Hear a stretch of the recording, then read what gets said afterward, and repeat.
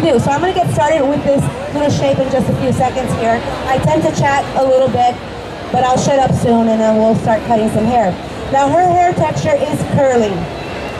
She does wear it straight though. I did ask her some questions earlier as far as how she styles her hair.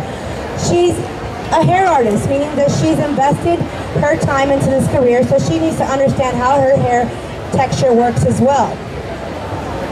So basically what I did is I just disconnected the top from the sides and the back. I did a little V shape in the back. I'm going to be spinning you around. Why? I'm vertically challenged, so I needed a smaller seat up here. Now, you see here, it's a little bit thick, it's a little bit fat. You know, it's chunky back here. So I don't need to take it any shorter. It's fairly short already. All I'm going to do is customize it a little bit more so that she can wear it and it's easier for her to work with. Now, I hooked up with my buddies here, Hattori Hanzo. I've been working with them since the New York show. And we met back a few months ago. And I totally started to like really fall in love with what their concept was. I'm looking for my phone. And it's quality. A good blade is going to give you a great haircut. Obviously, you need that technique. Now, I want to share with you technique. I'm not going to share with you one haircut because your haircut might be totally different than what I share with you today. Before, I was just a cookie cutter, meaning I would put a tape in, a DVD in, and I would mock a hair artist or hair cutter. Now, I've decided to take that information, expand it, and make it my own. I challenge you to do the same thing. So all I'm going to do right here is she gets a little bit wavy into here. I'm going to do a little chipping.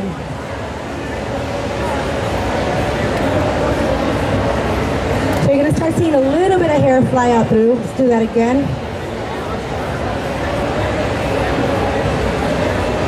See, now we start seeing some hair fall. Now we're going to get a little bit more aggressive in through here. Now, let's take her around this way. That was for you guys. I have to spin her around this way so you guys can really see. Now, body position is extremely important. See how I kind of tilted her head? Why? I need that angle. I'm going to open up the curtain of hair. What do I mean by that? I need to go inside. Why? Because she's got a lot of hair. So if I open up that curtain, I can come over here and I can do a little slicing right through there. You want to close on the way out. Now I'm just channeling. It becomes very visual.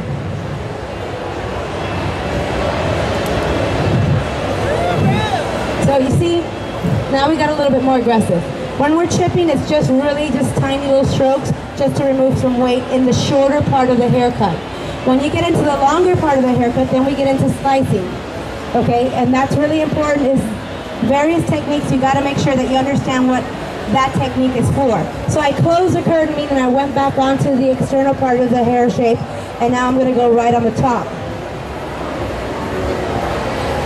A nice sharp blade is going to do this for you. The last thing you want to do is feel a scraping. You'll see it in your client's eyes. They'll go, and you'll hear it. So this is like butter. It's really just slicing through, okay? I'm using a 5-inch shear right now, okay? This is a lightweight blade. I like the way it feels in my hands. And you need to test drive your blades. You need to see if it works for you. Now I have different blades right into here that I'm going to work depending on the length of the hair and the texture of the hair. I will switch back and forth between a feather or a blade. Can I work with a feather on dry hair? Yes, as long as you have a sharp blade.